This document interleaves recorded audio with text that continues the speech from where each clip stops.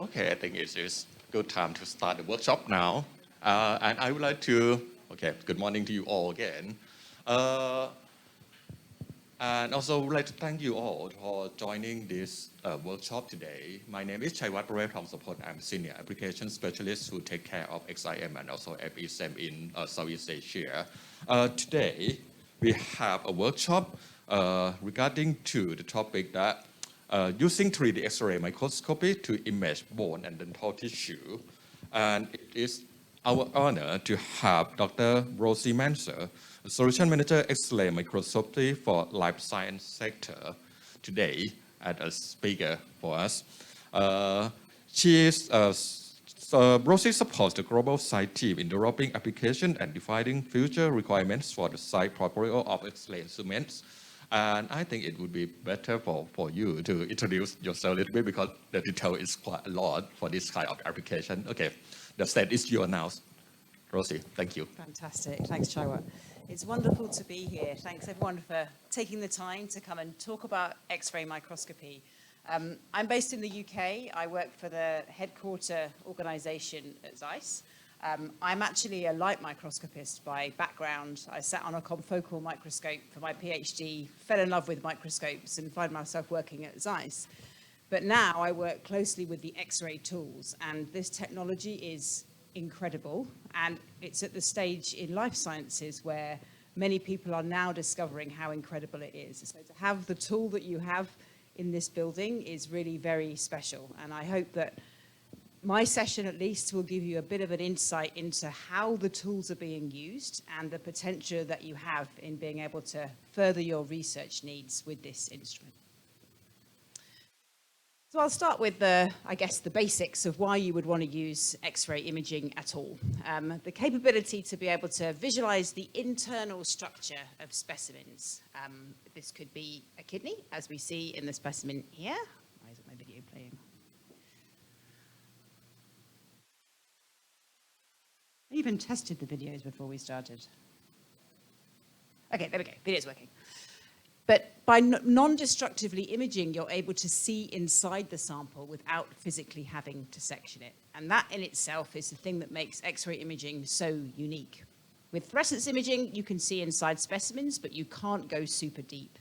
And you have to specifically stain your sample with fluorescence markers to be able to see the structures that you're interested in. With X-ray imaging, you get this structural information really without too much hard work at all from the sample perspective.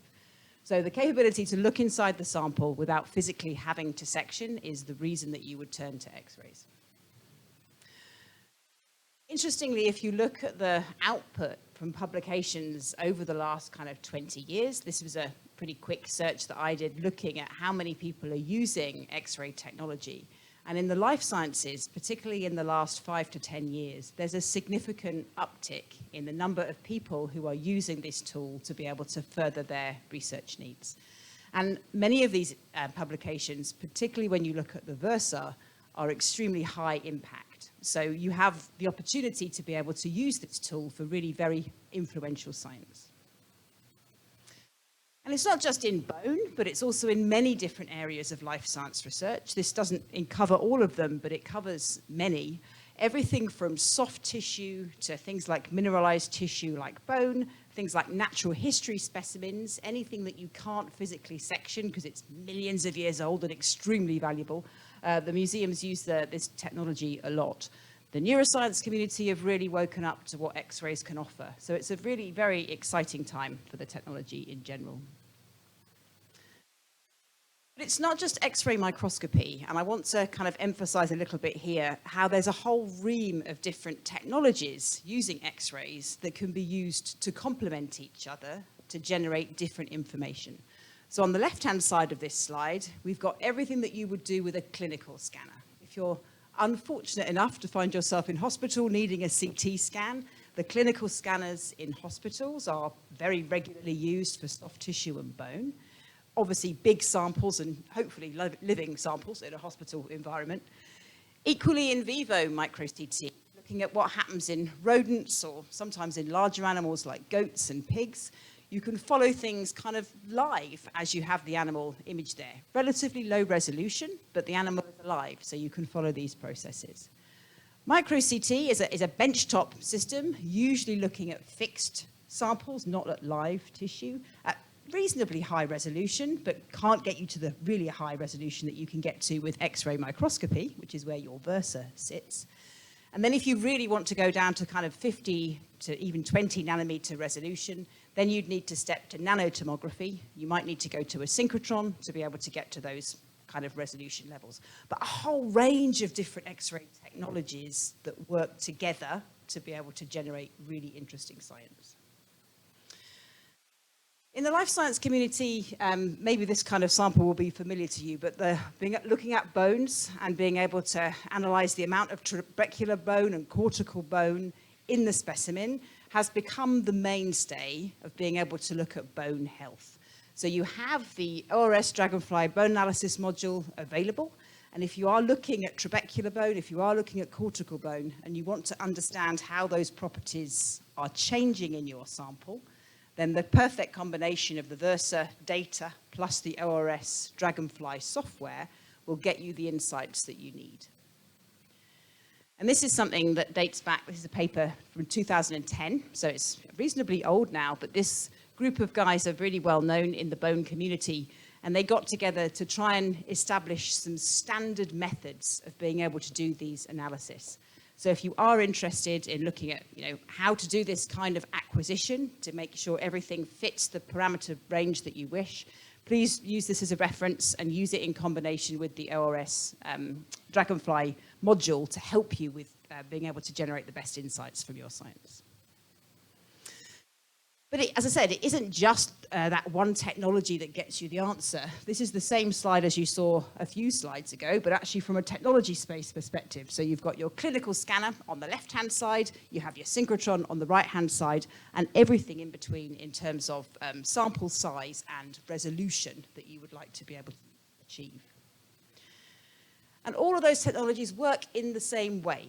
So the basic acquisition that you need for all of those X-ray technologies is tomography, X-ray tomography. They're all based on a similar principle. You have a specimen, and either side of the specimen you have your source of X-rays and you have your detector. And you're looking at the relative transmission of X-rays through the sample. So it's based on X-ray attenuation. And you rotate that sample usually through 360 degrees, and you capture multiple, what we call two-dimensional projection images through that sample. And then using computation, you can then generate a three-dimensional computated image from that specimen. So here we have the spider, which has been put into the system, many two-dimensional projection images captured, and then in the bottom left-hand side, you see the reconstructed three-dimensional data set. The great thing about it is that the resolution is the same in all dimensions. So it's what we call isometric resolution.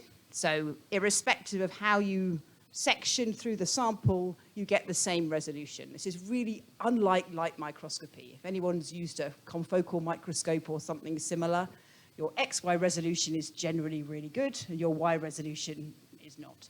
But with X-ray microscopy or tomography, all the dimensions are the same. And then to be able to generate some kind of increase in resolution, in classic, what we call micro-CT, the way that you do that is that you bring your sample and your source closer together. So here in this case with the apple, we put the apple close to the source, and then the seeds get higher in terms of magnification. Works brilliantly well. It's really dependable, it's very efficient, but at some point, the size of the apple stops it from getting closer to the source. You physically can't bring them closer together. And in that case, the only way to get higher resolution is to chop the seeds out of the apple and put the seed in the sample.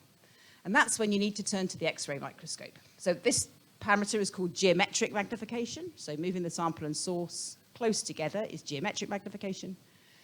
But with the X-ray microscope, you use a combination of geometric magnification and optics. So optical magnification, objective lenses like you would find on a light microscope work together, so it's a two-step magnification.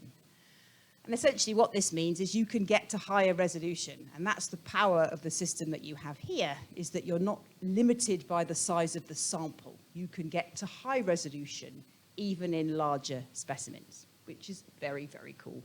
Just from the Zeiss perspective, we have systems in both of these categories. So we have a micro CT system, it's called the Context, but what you have is the Versa, which is really the, my favorite tool. So excellent that you have one here. Inside the guts of the system, so on the left-hand side, these are the objective lenses. So I come from light microscopy. Maybe some of you guys have used a light microscope. This looks really familiar. You start with a low magnification and you move to a higher magnification as your sample requires it. And on the right-hand side, that's the kind of difference that you'll see between X-ray microscopy and micro CT. It's the same bone sample that's been imaged with the two different technologies, but the higher resolution and the contrast really is where you will really win out with the X-ray microscope. And it also allows you to do really cool experiments, and I think this is mostly what the Versa is used for, this kind of multi-scale acquisition. So in this zebrafish sample, this researcher was interested in two things. They were interested in the ear of the zebrafish and the heart of the zebrafish. So you capture the whole zebrafish first, relatively low resolution, and you then define the regions that are particularly of interest. You switch your objective lens and you capture a higher magnification acquisition. And it's that kind of multi-scale workflow that is very, very powerful on the Versa with all these different magnification optics. Another example of such an experiment, this time it's actually a jaw. So these researchers were interested in the interface between the tooth and the jaw. So they captured a relatively low resolution acquisition of the whole bare jaw in this case. They then zoomed in with the 0.4x objective lens to look at the tooth and the bone. And then they moved in again with the 4x objective on that region between the tooth and the bone to assess what was going on at that interface. So another example of how you can use this multi-scale acquisition to be able to answer the question that they were interested in. This example is a Nature publication from 2019. I love this paper because it uses so many different technologies. But what they were looking at was whether blood flow in the bones went through the side of the bone or whether it went top to bottom. So they were interested in finding small channels through the bone that would be where the blood vessels sit. And using the X-ray microscope, they were able to find exactly these channels. They could find them, and then using the software, you're actually able to trace these channels through from the outside right to the inside. And they used this in combination with light sheet technology, multiphoton technology to look at the blood flow to be able to ascertain that, yes, these channels do exist, these vessels do go through the side of the bone, and that's what led them to their kind of Nature publication. So it was a very complementary technology that really supported the work that they were doing in these bones. And other people might be interested in how bones change when they have some kind of indentation. So this bone has been indented, and again, it's a multi-scale study. If you indent your bone, how does that change the structure? So this is with 4.5 micron voxel resolution. You then move in with a higher magnification objective, and you're able to see different information. You're able to see exactly how that indentation has impacted on that bone. So this was an experiment. They actually did a before and after indentation to see how it changed, to look at the difference between the two. But again, another example of the multi-scale power of the system. But it's not just about resolution, and I think this is a really, really important point.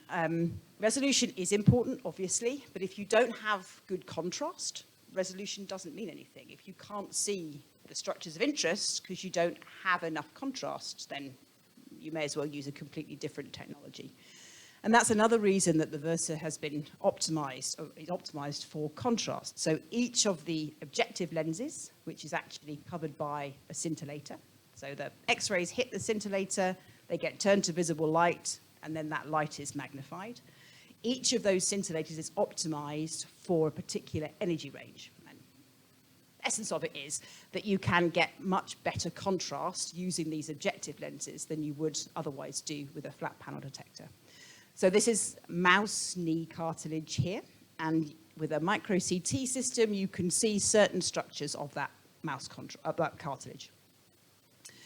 If we then image the same sample with the X-ray microscope, because you've got that enhanced contrast, the really small differences in attenuation of X-rays are visible using the X-ray microscope. So you have good contrast as well as good resolution, and I cannot emphasize enough how important that is for some experiments.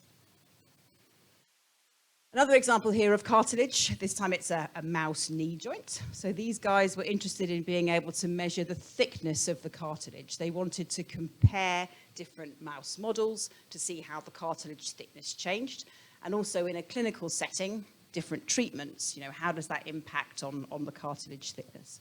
So again, they used the multi-scale capture to be able to image the thickness of the cartilage on that bone. You can see the beautiful detail that you can see in that bone when you start to zoom into higher magnification. And then obviously you have the additional challenge when you start talking about things like implants. So the other thing that's quite challenging with X-rays is when you have big differences in X-ray attenuation. So this is a titanium implant in a rabbit in this case, and the difference in X-ray absorption between titanium and bone is massive, and it can be quite difficult for lab-based systems to manage that because of something called beam hardening. You may have heard of that before. But again, that the adjustment of the scintillators on the objective lenses means that this problem is minimized. It still exists, but it is less of a problem than it can be on other systems. And that means that you have minimal artifacts at that interface between very high Z material like titanium and lower Z material like bone. There are also some new algorithms that allow you to be able to minimize that impact further. So if any of you have already had issues with beam hardening, then come and talk to us. We have something called the material-aware reconstruction solution, which is actually new in the last couple of months, which allows you to minimize those artifacts. So on the right-hand side, you can see with and without that reconstruction, you can see you have the metal artifacts, which shows as a sort of a blur at the interface between the implant and the bone. When you use Mars, then you kind of reduce that impact. And if we zoom in a bit, you can see a little bit better. On the right-hand side, the left-hand image, so showing those artifacts at that interface, which are reduced when you reconstruct with Mars. So beam hardening is something to consider, especially if you're doing a lot of implant imaging where you have this big difference in attenuation. You need to be careful with your filters, and Chaiwat can help you with that to make sure you make the right choices about acquisition to minimize this problem. But there are ways of being able to help you with that reconstruction. And not so much in bone, because bone already has a certain amount of attenuation, but in some soft tissues, you need to add a contrast agent often. And in the next session this morning, I'll talk a little bit about sample prep and what the options are for that. But the additional capability you have with the Versa is something called propagation phase contrast. And that means for samples like what you see on the left-hand side, which is a piece of pear, so the fruit, pear, it's been imaged here completely unstained. So there's very little X-ray difference in attenuation, but what it does have is a difference in refractive index between the cell walls in the plant and the cell. And using propagation phase contrast, you can actually make use of that refractive index difference and capture data without physically having to stain the sample. So for some specimens, it's really super useful. Another example on the right-hand side, this is a fly that's in amber. So it's a millions of years old fly that's been found in amber, this fossil. And using propagation phase contrast, you can see the difference. You're able to see those membranes because there's a difference in refractive index when you capture with propagation phase contrast. The image at the bottom left, this is from a paper way back in 2015 now. It's amazing how time flies. But this is actually a carotid artery. And what these guys wanted to do was to look at how the muscle changed in that artery when it was filled with fluid versus when it wasn't. So they couldn't use any staining because it would change the properties of the artery. So they had to do it unstained, and they were able to do that using propagation phase contrast. And equally, in the bottom right-hand side, this is actually a muscle tendon. So this group are really big into looking at how the interface between bone and tendon changes under tension and compression. And they've been working on ways of being able to improve their sample prep. So they've been using propagation phase contrast to look at muscles, to look at tendons, to look at the muscle-tendon interface, to try and optimize ways of being able to look at how that changes under tension. Another example here, this is actually unstained cartilage. So again, I don't know if anyone works on cartilage, but it's a real pain to image it using X-rays, especially when you're trying to image it with bone. And using propagation phase contrast, you're even able to do that unstained. There are some stains that people have found, which they use a lot for being able to image cartilage. But if you did want to try using propagation phase contrast, definitely worth a go. A few examples this time from a paper from last year. This is a beautiful example of what you can do in bone. So if you did want a good reference to see what other people have been doing, these guys compared all the technologies. They looked at clinical scanners, they looked at in vivo scanners, they looked at their X-ray microscope. And if you look down here, this is my particular favorite part. So this was you can see the osteocyte lacunae in this specimen, the black dots. And you can see you can see new bone and old bone in this sample. So you've got the secondary osteons, which are the darker grey, and the surrounding bone, which is the lighter grey. So the secondary osteons, it's human bone, is actually growing around there. So you can see the different kind of ages of the bone. And usually this is something that you would have to do with scanning electron microscopy or some kind of EM, getting to that level of contrast without physically having to cut the sample. They were really very excited about that. And they also found that the importance of higher resolution is that you can do good statistics. So they were looking at the lacuna volume in this case, and they were looking at the distribution of the lacuna volume and the size of the lacuna volume using different technologies. And they found that the higher resolution you get a different result to what you get with the lower resolution. So making sure that the results that you get are dependable and give you results that are really correct is another reason that they are very much advocates for using their Versa, because they can get to those high resolution levels. This is a group from Portsmouth. So these guys do a lot of biomaterial bone interactions. So they actually generate their own biomaterials and they look at how those grow in various different animal models. The important thing here, I guess, is that each of these images was taken at a different resolution. So we start off with a 4-micron voxel, then move to a 1.5 micron, and then to a 0.5 micron. And it gives you different information. So you can look at how the material is being adopted by the bone, looking at the interface between the bone, how the osteocyte lacunae reacts, and how many you have, what direction they're sitting in. So it enables them in this multi-scale approach to really give a good assessment of how that biomaterial is working. And is it effective biomaterial? Should it be something they try again? So they use their Versa a lot for assessing those interfaces. This is another one. Just shut that meeting. Looking at bone regeneration, so this time in sheep. So they're looking at much larger specimens in this case, and they were looking at how the defect actually grew around different biomaterials. So again, they were testing, classic titanium plates versus other kinds of materials. How do they perform relative to each other? How does the bone grow? Is it integrated effectively over time? And again, for them, the multi-scale here was most important. Being able to look at different scales was for them very important here.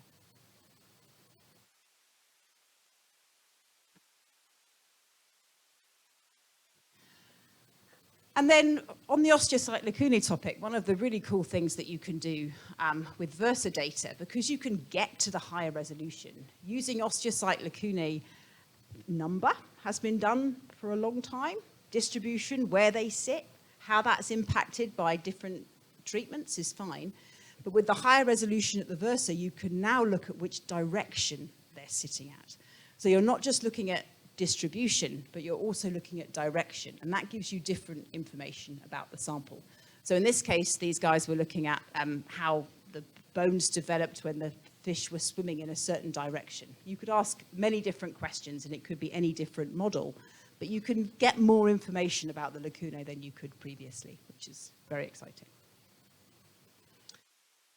And one of the other really big areas of development, the ability to be able to combine the images that you see with the mechanics of what you're looking at.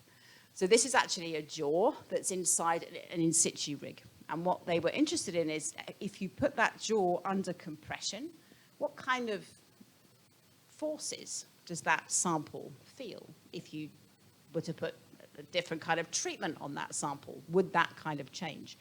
So you're able to then, from that in situ, where you image and then you compress, you image, compress, you image, compress, you're then able to put together a picture of how those forces are impacted. So you can look at the mechanical behavior of the sample in addition to the images. And this is really very powerful. It can be combined with something called digital volume correlation. So this is where you correlate each of those images and say, you know, in this particular voxel, what kind of strain are we feeling here?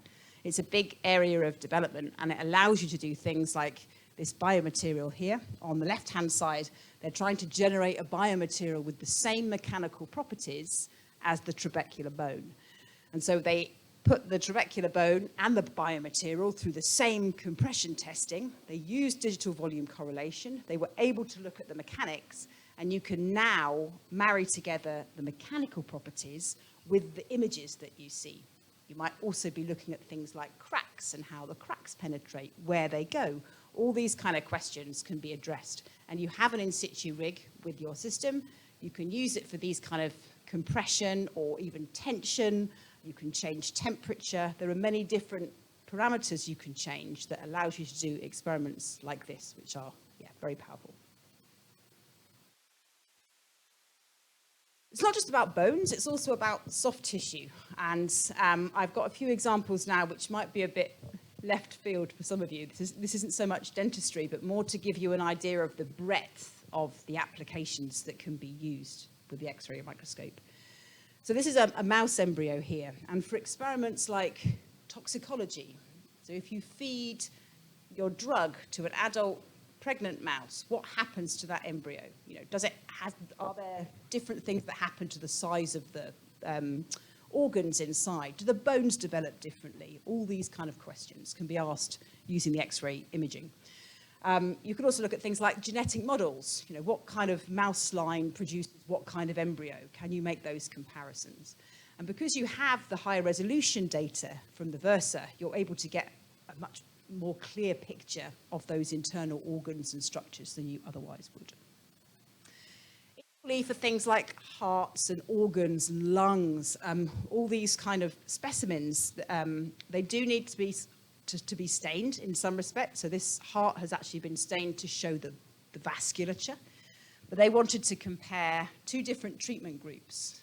How did the heart respond to a certain drug? This is actually the control heart here. But they wanted to do it at different scales. Do the vesicles change? Does the vesicle structure change? Do they change in size? Those kind of questions. And then in the world of plant science, here we have, on the left-hand side, a plant that's literally growing in the system. So I get asked a lot, can you image live things in the Versa? Usually the answer is no, because the acquisition speed is pretty low. You're looking at sort of minutes to hours, sometimes even longer. But when it comes to plants, things don't happen very quickly. So you're actually able to image live plants in the sample. See if my video works, yes. So this is actually, what you're seeing here is the whole of that tube. We're looking at the root, in this case, of the plant being imaged. And you'll see the root come into play, the kind of grey thing that's moving down the middle of the sample. So you're able to look at how that root grows, but then importantly, you're then able to zoom in with higher resolution and look at that root. The root and the microbe interaction is what these guys wanted to know about. And then they were able to segment out the microbes. So again, multi-scale imaging across different magnifications gives you a lot more power in your sample. And for the plant science world, it's really about being able to get to cellular resolution, but in the context of the whole plant. And that's what is really, this is a very new area for Zeiss and for customers, to be honest. We've got one customer in the States that's really driving the possibilities. And being able to get to this kind of resolution without cutting the sample down is revolutionary for plant science. The other big area where we're doing a lot, and we have customers working a lot, is in the world of correlative microscopy. So it could be that your question might be answered by a higher resolution tool than what the X-rays can do. But in this zebrafish, for example, you've got lots of different areas of interest, but where's the area that's of particular interest? How can you actually make sure that you navigate to specifically the region of interest? So the bottom left-hand side is actually an image from the light sheet system, and at the top is a schematic, really. And on the right-hand side, you have the image taken from the Versa.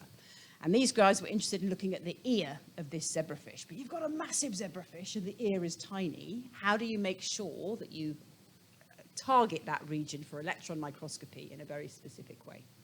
And that's where the X-ray tool really comes in handy. So again, on the left-hand side, you've got a single slice from the X-ray image. That is then taken over to the focused ion beam scanning electron microscope. And that same area is identified on that scanning electron microscope. And then you can capture that at super high resolution. These are just a few example slices from your focused ion beam data set. So it's a very easy way of being able to navigate your sample. Use it as a map. Is it good quality? Has my sample prep worked? Am I in the right place? Those kind of questions. And it's for anybody doing 3D electron microscopy, this is really this saves you weeks of your life in the long run, because it's just such a time-consuming sample preparation acquisition otherwise. Similarly, this time we're using organoids here. This is an organoid sample that's been prepared for three-dimensional electron microscopy. It's been imaged using the Versa, and then that Versa data has been used as the locator tool to find the region of interest. And then when you actually look at the final data set, so this is the organoid itself, non-destructively imaged, prepared for 3D EM, so it has got heavy metal inside. You're able to get down to cellular resolution, and you need to find those cells that are particularly of interest. So this group had stained for a particular cell group that they were interested in imaging. They then took that sample over to the scanning electron microscope, found the region they were interested in, and they were then able to capture it using the serial block face scanning electron microscope at really high resolution. So if you've not thought about electron microscopy, it might be something worth considering. There are obviously many different options for being able to capture these data sets, but being able to have the Versa as the tool to find that region of interest and to check your sample quality is a really very powerful start to being able to do these kind of workflows. Okay, so the last part I wanted to talk about was some of the newer reconstruction tools that we've been working on. Deep learning, maybe you've heard of it to do with segmentation. It's something that people are using increasingly for segmentation within life science microscopy. But you can actually use a similar approach for being able to do reconstruction as well as segmentation. So on the left-hand side here, you have a lung tissue, a mouse lung tissue, that's been reconstructed from 3001 projection images to generate your three-dimensional image. This is a single slice from that three-dimensional image. On the right-hand side, you've used exactly the same data set, but you've used deep learning reconstruction, something that we call deep recon, to be able to generate that data set. And what you'll see is there's a massive difference in terms of signal-to-noise ratio. So the noise on the right-hand side is significantly less than what you can see on the left. You might say, well, so what? Who cares about noise? What does that mean to me? Well, it means a couple of things. Like, first and foremost, improving signal-to-noise ratio, this time in a mouse cortical bone. If you start to zoom in on your sample, yeah, I think you can tell the difference. On the right-hand side, obviously, you've got your deep learning reconstruction. On the left-hand side, you've got your traditional reconstruction. And particularly for structures like down here, if you start to compare the difference between the two, it gives you much more precision when it comes to segmentation. If you did want to segment out those structures later, if you wanted to measure those later, it gives you much more precision in terms of having the data to start with. It becomes even more obvious actually as well when you start to go to higher magnifications. And the really cool thing about deep learning is that you can even generate these data sets with fewer projection images. So very often, and you'll see this afternoon, or when Chaiwat showed you this afternoon how to use the system, you might be capturing thousands of two-dimensional projection images. It could take you 3, 6, we have a user in the States, 56 hours to capture one data set. It's kind of a crazy guy, but anyway, that's how he works. But usually you're talking about hours. So if you have lots of samples, it can take you days to be able to generate all your data. But the really nice thing about deep recon is that you can capture the same and better data, but with fewer reconstructions. So on the left-hand side here, we've got 3,000 projections, and we've used traditional reconstruction to reconstruct it. On the right-hand side, we have only 751 projection images. So you've captured the data 4 times quicker, and yet you still get an improvement in the image quality and the signal-to-noise ratio. It's really very special. Here we have another example, this time with a high resolution or high magnification again. On the left-hand side, 4,000 projections and traditionally reconstructed.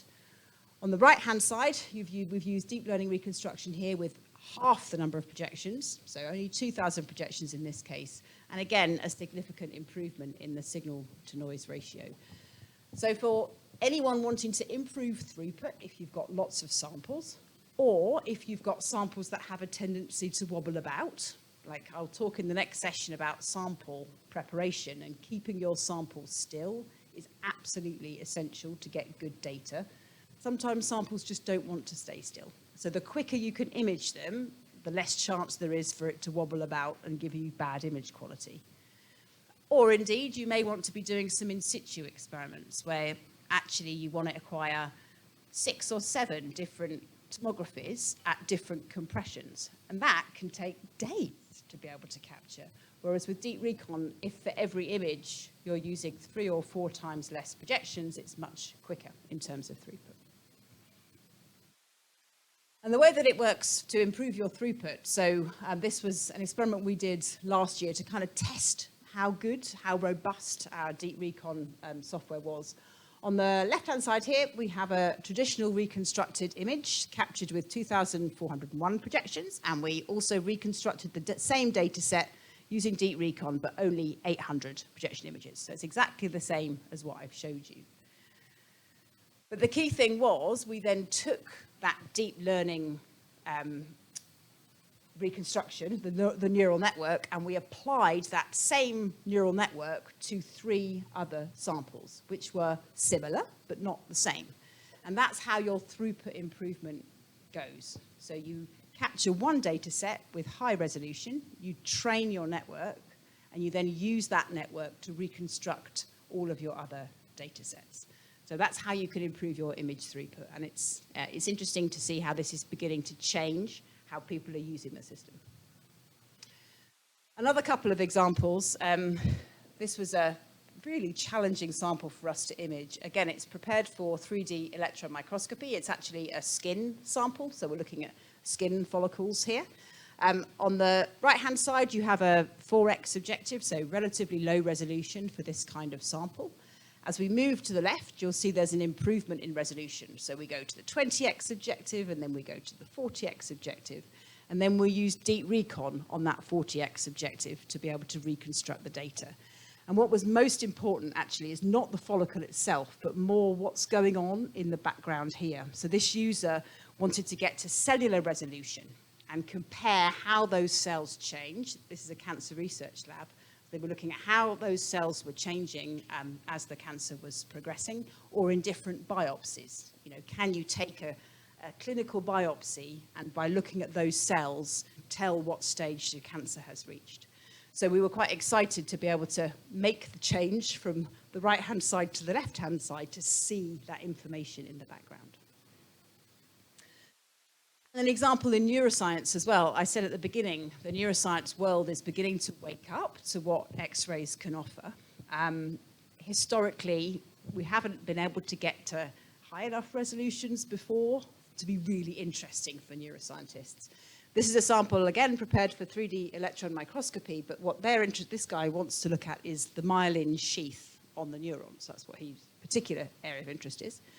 And using standard reconstruction, which is where we were before, very hard to tell. It's like snow in the background. It's really, really noisy. Whereas as soon as we started using the deep recon, everything changed. And now we're really sort of digging into exactly how far we can push the technology to be able to generate some useful insights. When you start to zoom in, you can see the cells, you can see the projections from the cells, and on some of the samples, you can even see the myelin sheaths. So he's very excited about the potential. And from my perspective, it feels like there's constant changes in what you can do with X-ray imaging. It has so much potential, either as a complementary technology for what you can do with fluorescence and electron microscopy, or as a standalone tool for looking at whatever samples you have to offer. Obviously, from the Zeiss perspective, we have a whole range of different tools that allows you to be able to do different things. My area of expertise used to be here, but now I've definitely fallen in love with what you can do with X-rays. It's not necessarily the high resolution that you can reach, but it's the bigger picture. You can get some context of your sample onto which you can apply all the other different technology spaces. And I seem to have rotted through quite quickly, but that was what I wanted to introduce you today. I hope I've given you some insights as to what the amazing technology you have in this building can do. And I'd really love to talk to anyone who's used it already, or if you have questions, I'd be happy to answer them.